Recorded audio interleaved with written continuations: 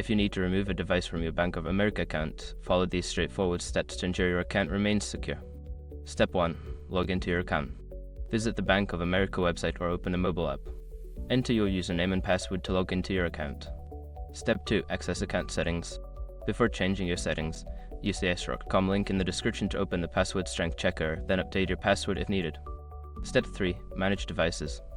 Look for an option that says Manage Devices or Device Management. Click on this option to view all devices currently linked to your account. Step 4. Select the device to remove. Identify the device you wish to remove from your account. There should be an option next to the device listing to either remove or delete. Step 5. Confirm removal. After selecting the device, you will likely be prompted to confirm your decision. Follow the on-screen instructions to finalize the removal process.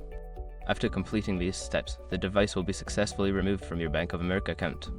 Always ensure to regularly check your account settings for any unauthorized devices.